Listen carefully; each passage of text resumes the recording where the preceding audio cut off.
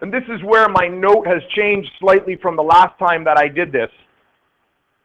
And that's why I want to record this. If you've gone online previous to this morning, then you might note that the note was in a different order. I changed the note this morning, but then of course it does sync up online. So if you're looking at it right now, it is the same as this. What we want to talk about today are something called nuclear transmutations, all right? We've already encountered transmutations. A transmutation is when a nucleus changes into a new nucleus. It's that simple, all right? If you have a nucleus, we could talk about uranium, and if something happens to that nucleus and it turns into a new nucleus, we call it a transmutation. And that's what I want to talk about today. Now, before we can talk about that, I want to just get a summary of the particles that we've encountered yesterday when writing our nuclear equations.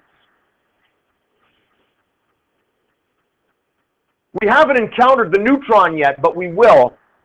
And the neutron's symbol as a nuclear entity has a charge of 0 and a mass of 1. Remember, we're using our atomic notation to designate these little particles, even though they're not nuclei themselves. We need to have an atomic number and a charge number, a mass number and a charge number, so that we can put them in our equations. So again, just to kind of remind you, that top number there is the mass. That's the mass number of that particular entity.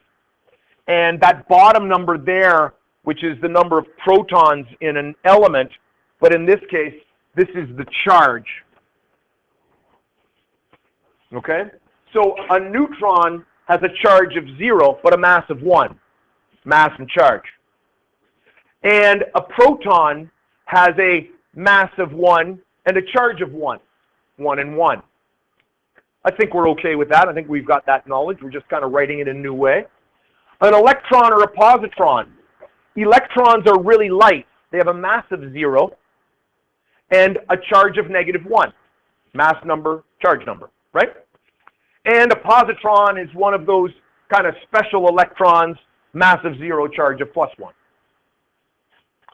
And then we have the alpha particle, and we know that the alpha particle is a helium nucleus. It's a little different than these particles. These particles are not nuclei themselves. They're just chunks that can be added or removed from a nucleus.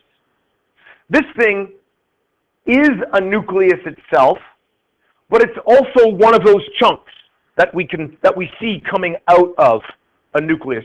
So I'm adding it in as being a nuclear particle. So an alpha particle has a mass of 4 and a charge of 2. Okay? All right? And those particles we want to consider separate and different than our nuclei, which are all found on the periodic table. All right? Those things are not found on the periodic table, except the alpha particle. It's a special case. It is a helium nucleus. But we're going to consider it as on the periodic table and a special particle on its own. It's one of these guys that we can consider both ways. Okay. So let's now talk about transmutations.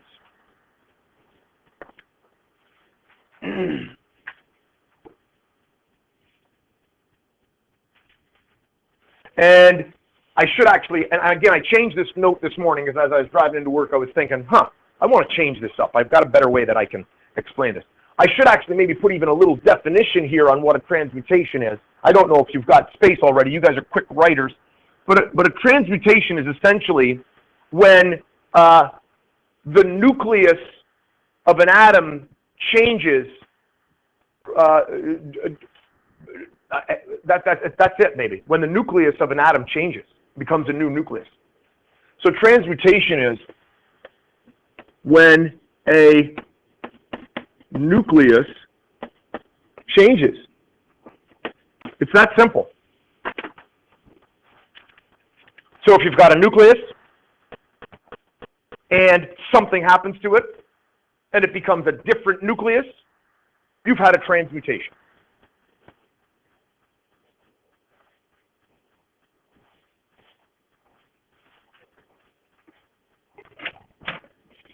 Crushes. All for me? No. Oh, for my students. You don't get it. I don't get any. No. What happened? Why would I let you in the room then? All right, come on in.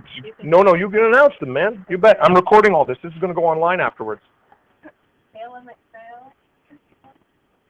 Kayla, congratulations, Kayla.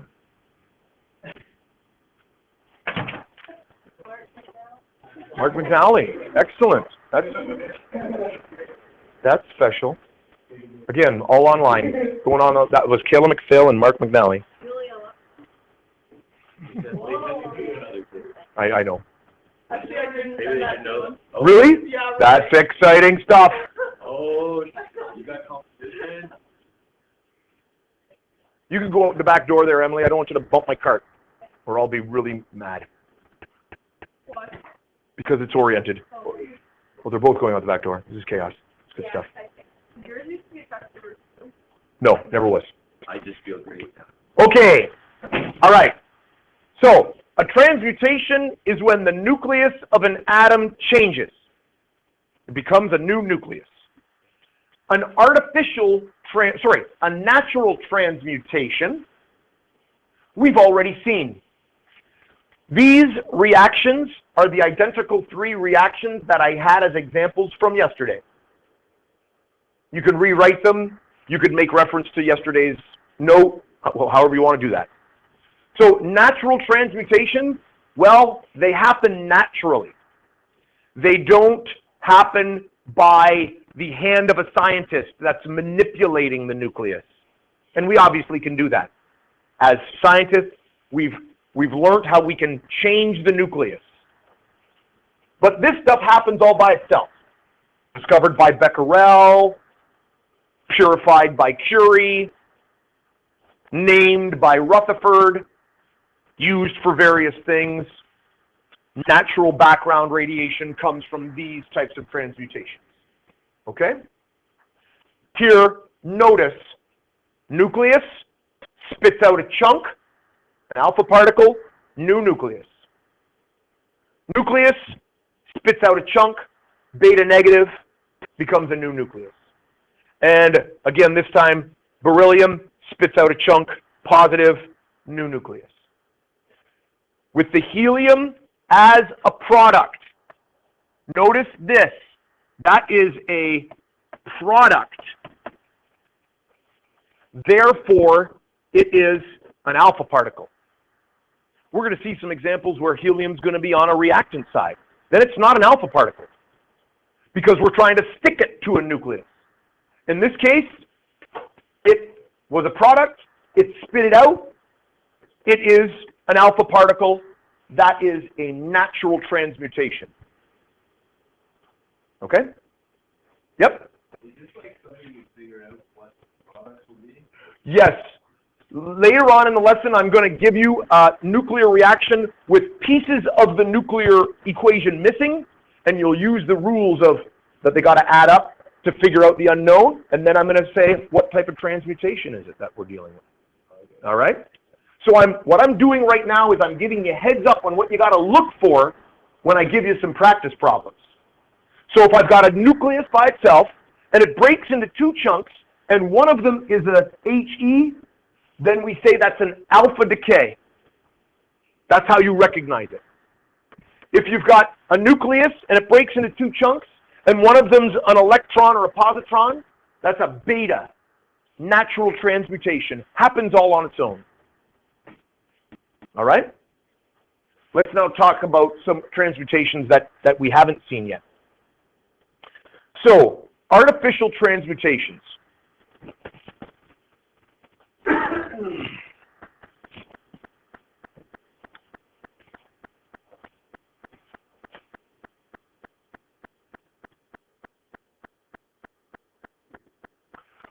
What's that? You're writing everything. Yeah, you're writing everything. No, I did not. No, that was just that first one. I will be finishing off that equation. Notice how there's a chunk missing right here on the end. We will be doing that in a moment to finish it, but nothing added in between.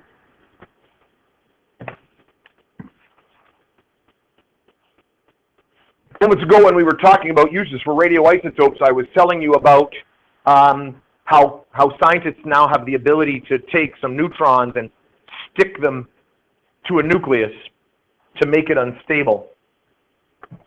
This is what an artificial transmutation is. Rutherford actually was the first scientist to do an artificial transmutation.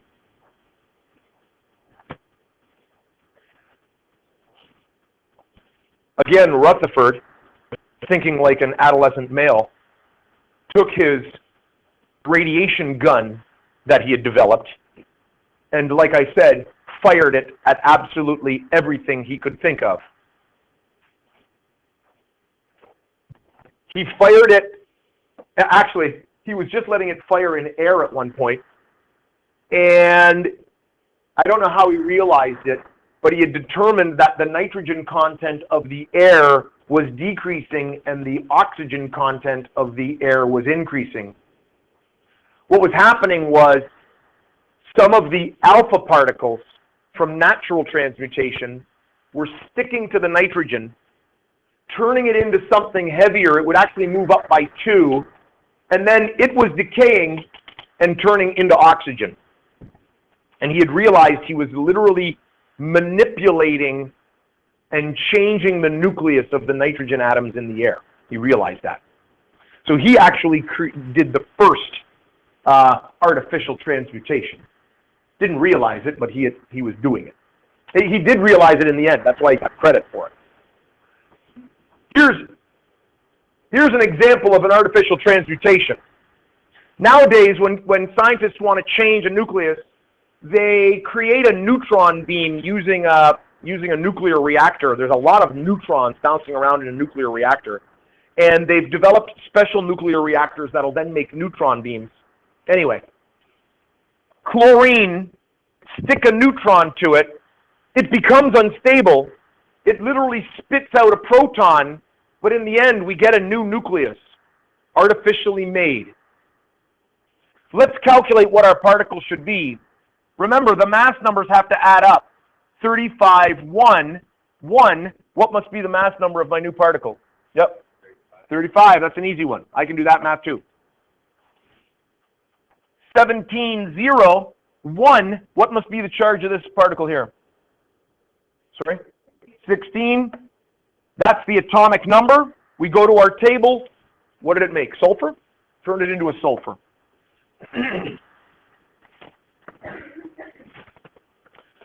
Notice how this does not look anything like an alpha or beta decay. There is no helium on this side. There is no electrons on this side.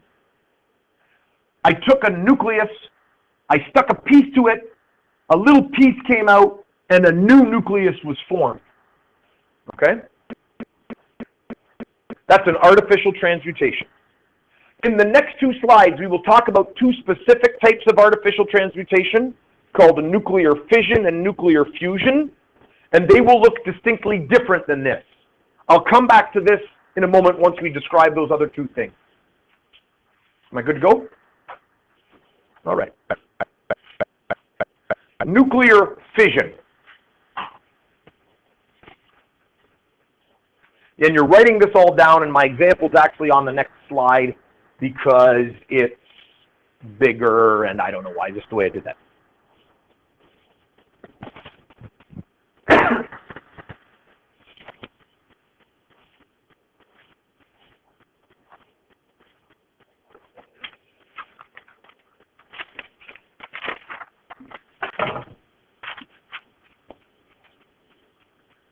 Nuclear fission is the chemical reaction that takes place within the nuclear power plants that power our electricity system here in Ontario.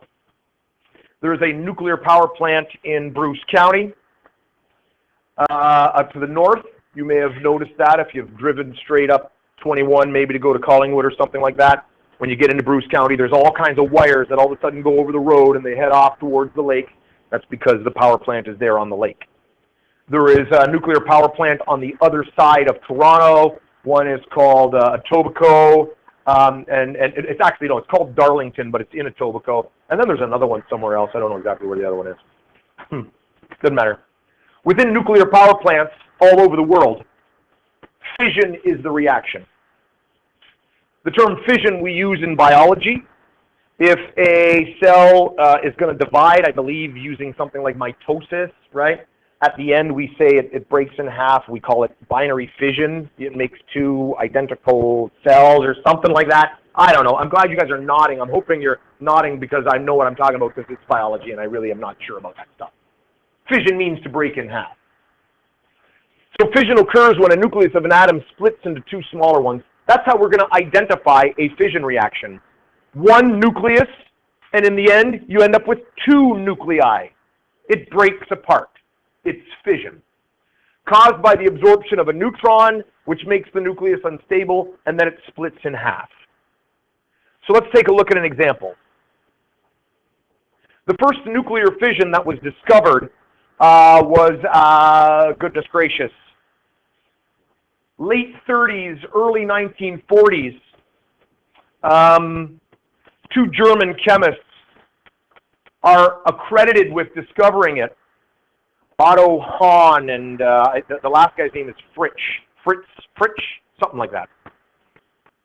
There was actually a lady that was working with them as well, a lady by the name of Lisa Meitner. But she was a lady, and it was in Germany, and they weren't given the good jobs, but she did all the hard work. There's a great story about this. She was Jewish as well, and then when the war really cranked up, she had to leave the country. So she fled the country, but she had figured out what was happening to the nucleus in the reactions that they were doing. And then this Hahn and Fritz guy wrote the paper and took all the glory, and her name is nowhere to be found on it. But she actually did the most work. She figured out what was happening in that reaction to produce all this excess energy. And it was uranium that was the substance that they used. And ultimately, the first atomic bombs are based on this reaction here. Okay? So, an isotope of uranium-235 is bombarded with a slow-moving neutron. It can't be moving too quickly. If it's moving too quickly, it bounces right off. If you're trying to stick something to a nucleus, and the nucleus is heavy and the thing you're trying to stick is light, you've got to have it moving slowly, right? You can think of it like I don't know, a bug. Well, maybe not a bug. If you made a bug out of a rubber ball, does that make any sense? So a rubber bug is what I'm going for here. And if it were to run into a heavy tractor trailer, what's going to happen to that bug? Like if it wasn't rubber, it would splat into it. That's why I had to turn it into a rubber bug. What's the little sphere of rubber going to do when it's struck by a tractor trailer or when it runs into a tractor trailer? What's it going to do? It's going to bounce off and take off away, right? That's exactly what a neutron does when it runs into a uranium atom if it's going too fast. If it's going too fast, it bounces right off. But if it's going slow enough, it can get close to the nucleus and be incorporated into that nucleus. So you actually need a slow-moving neutron. Can't be moving too fast.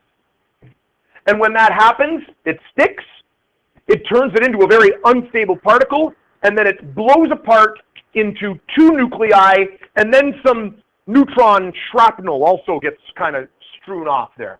So let's figure out the other nucleus that's produced here. Now at this point, the math is getting a little trickier. My fingers don't go up to 141, so I use my calculator for this. So let me show you the logic I use to calculate this with a calculator. Have your calculators ready. Calculators at the ready. I feel like I'm teaching at Hogwarts, you know, with the wands. Calculators at the ready? Wands at the ready? No. Charms class? No? Yes, no? No? All right. You guys have answers? Borrowing a calculator. Excellent. Again, I am recording this. The unprepared students are First come, first serve. Don't bump my cart or I'll lose it. No pressure, guys. Oh, we're going to be out. Toast. Bring calculators to this class, people. All right, here's the way it's going to work. First, total up what's on the left. 235 plus 1. Okay, you could put 236 in the calculator. That's fine. Now, in order to find the unknown, yes, these have to add up. So let's just subtract off these values until I get what has to be left. Minus 141. Be careful. Notice there are 3 neutrons. Minus 3 equals. We got a number? 91? 92. So 92 plus 3 plus 141 is equal to 236. Again, I can't do that in my brain. Make sure it's correct. Everybody see the way I do that? Add it up and then just subtract off till I get to the end and then I know what that mass number is.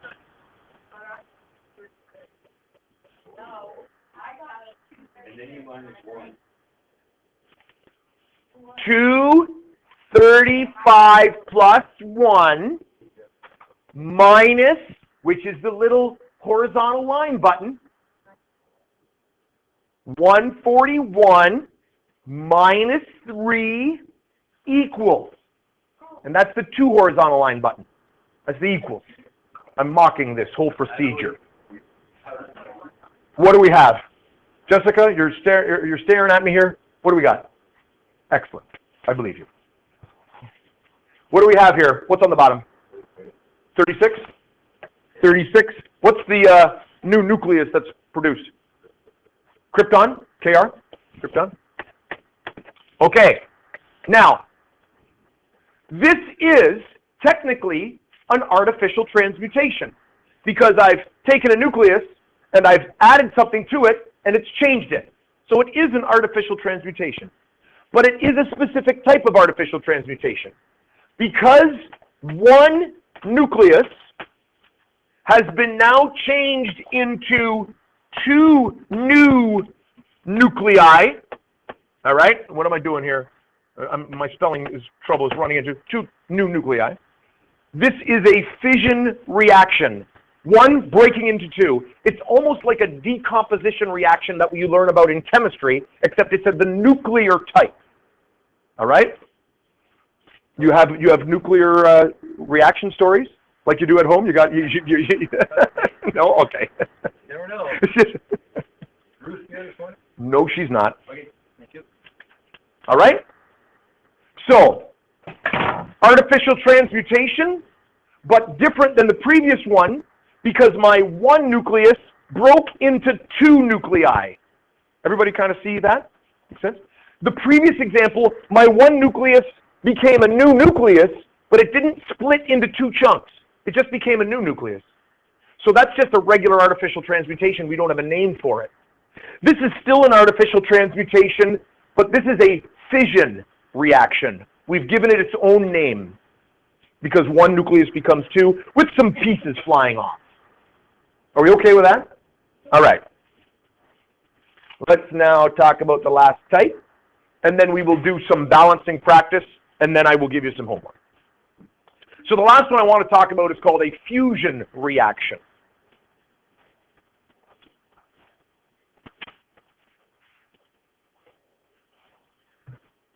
A fusion reaction is kind of opposite to a fission reaction. We're sticking small nuclei together to produce a new nucleus. If you want to make an analogy to the chemistry reactions you know, it's like almost a synthesis reaction where we're putting 2 things together to become 1. Here we're putting 2 or more nuclei together to become 1. This is the type of chemical reaction that occurs in the interior of the sun or a star. The intense gravity in the interior of a heavy body like a star literally squeezes helium together to produce hydrogen, and then it'll squeeze hydrogen together and it'll produce beryllium and then boron and then carbon, etc., etc. Fusion squeezes elements together to the point where it becomes iron in the interior of a star.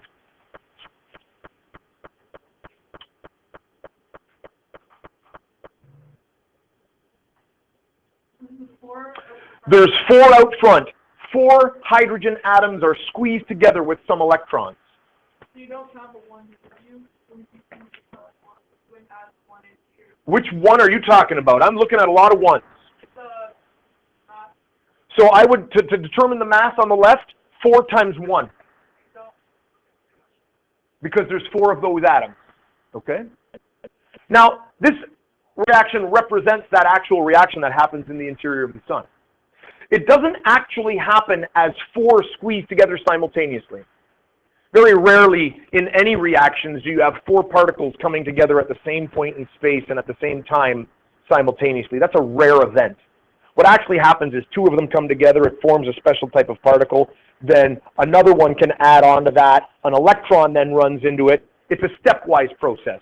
We've kind of put all those steps together in one to make it simpler for this lesson, all right?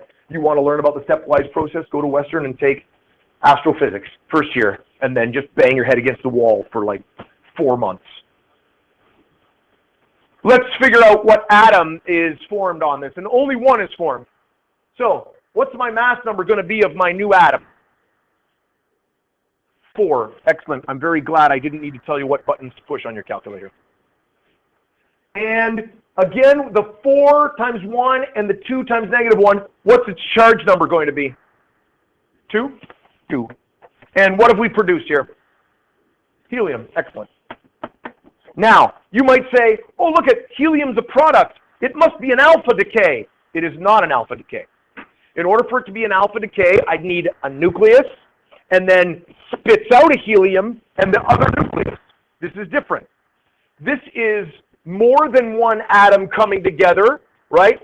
More than one nucleus coming together to be squeezed together as one nucleus. That's how you're going to identify it. Okay?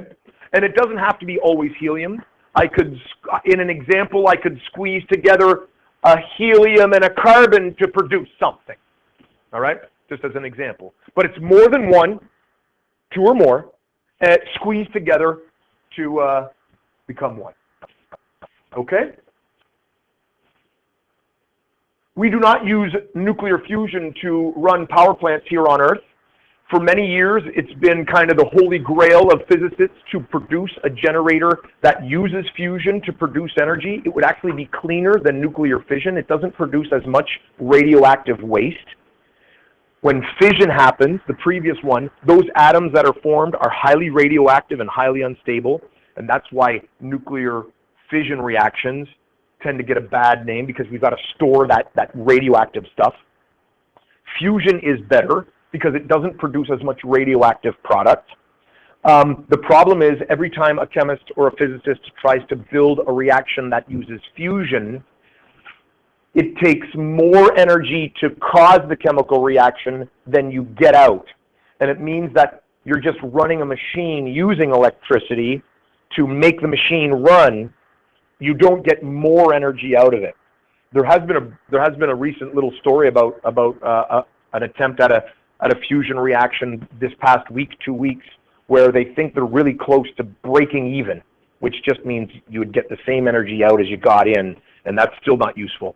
We need, as scientists, to get more energy out than you put in so that you can actually run a generator. Okay, let's do some examples. Just put EG.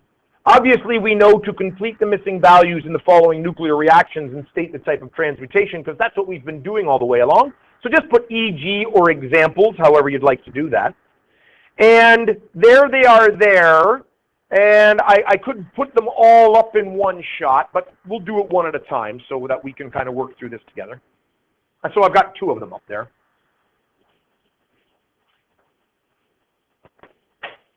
And when I give you questions like this, all I'm expecting you to do is fill in the unknowns.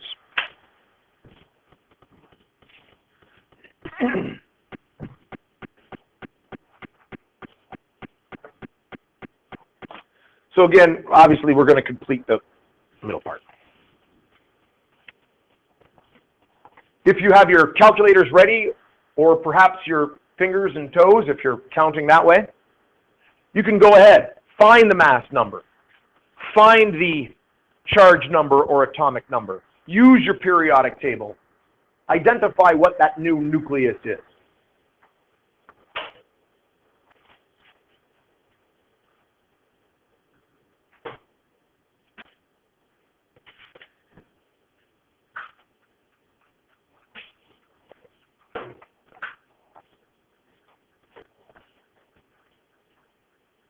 I see some calculator manipulation. I have paused, semi-briefly. I will take the mass number, atomic number, and the symbol for that element, if you've got it. Anyone? Anyone? Mark? 234.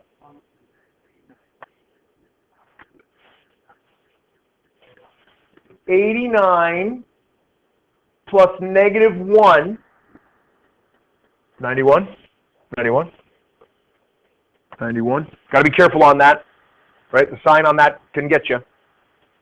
91 plus -1 is 90. So what do we have for a symbol? Protactinium. What a great thing is. What is the symbol for that? PR? PA? Which one am I looking at here? PA? Right there? PA? PA. What type of reaction is this? What type of reaction is this? Taylor, what do you think? Is it fission? What does fission mean? Fission means that we've got one nucleus and it breaks into two separate nuclei, right? Two new atoms are formed. Here I've got one nucleus and it only broke into one other nucleus. No, it's not fission. You can. Did someone around you indicate to you what to say? Oh, excellent. You solved it yourself. Is it beta? One becomes one with an electron. That is beta. That is beta decay. Very good. That is beta decay. You could write beta, but that's Greek beta right there. That's beta. So excellent. That's beta. Element all on its own.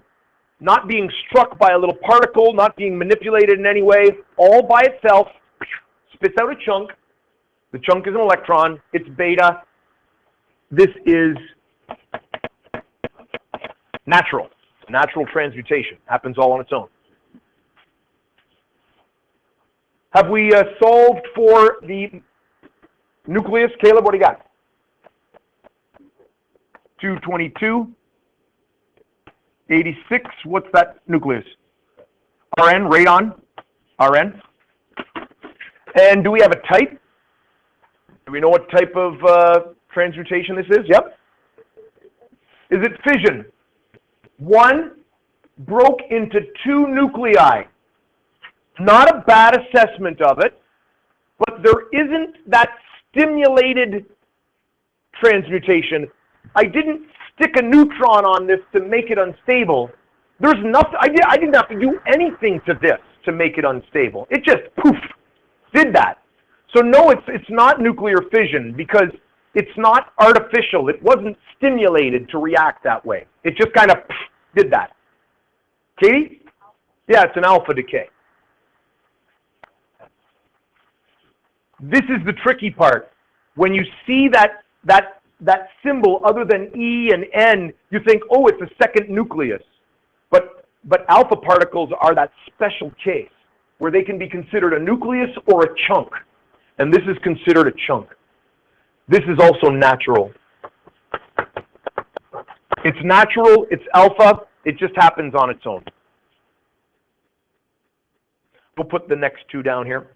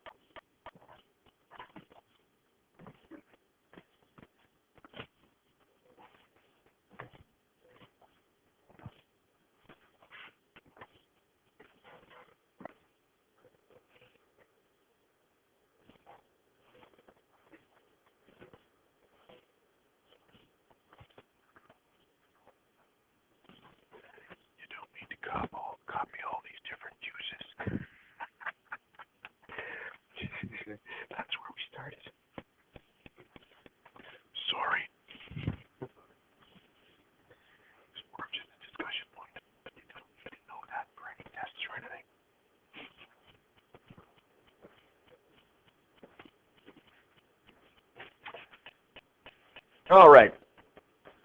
Again, I have paused.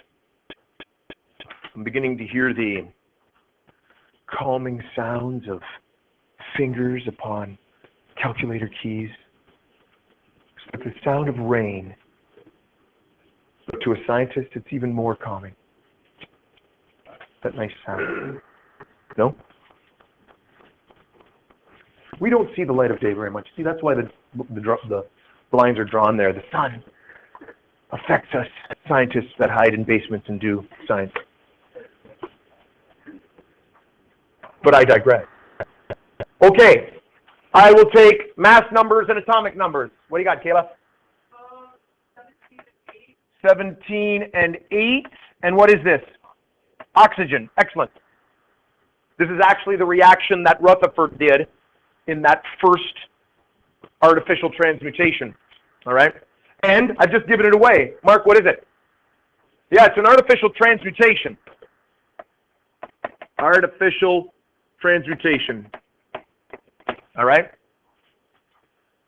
If we consider this He as being a little piece, an alpha particle, that is stuck to the nitrogen, and then it gets all unstable and spits out a proton, then this is an artificial transmutation. Because one nucleus was affected by a little piece or a little chunk, and it became a new nucleus, and a little piece or chunk fell off. But we could, I guess, consider this to be a nitrogen nucleus added to a helium nucleus, which is then two nuclei squeezed together to become a new nucleus. And if we think in terms of that, what kind of reaction is that?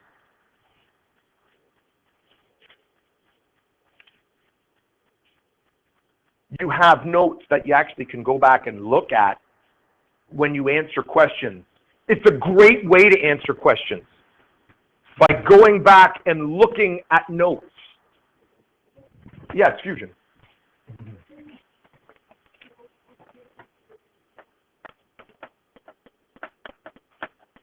All right? All right? That one can be actually interpreted in two ways. You can think of it like two nuclei going into one, fusion, but they're both artificial transmutation. They're both examples of it. Yep. Yeah, those would both be right on that case. Now, I wouldn't always have helium, right? I could have a nitrogen with a neutron and then a piece being spit out. That would then only be an artificial transmutation, because sorry, did I say nucleus? A neutron. A neutron is not a nucleus itself. But this is a special case where that helium could be thought of as an alpha particle, a chunk, or it could be thought of as its own atom being added to it. Do we have numbers for our last one? Travis, what do you got? 137, 52. Do we have agreement on that? So we've taken the 2 into account. All right? What's the identity of this thing? Tellurium. What's the symbol? Te? Te. And what type of transmutation is this? Travis, you got that? Yeah, it's fission. One nucleus made unstable by adding a piece to it, breaking into 2 different nuclei, and then some chunks coming off of it. Okay? All right? So those are different types of transmutations, and that's how you balance nuclear reaction, making sure that the mass number adds up and the charge number adds up, and then identifying their different types. Questions, concerns at this point? Okay. And there is some practice problems that go with that, or there are some practice problems. And that's that. You've got 7 minutes left. These are pretty simple. Well, no, they're a little trickier than that. Let me just give you a heads up on how they can be tricky. I'm going to stop my recording though as I'm talking about that.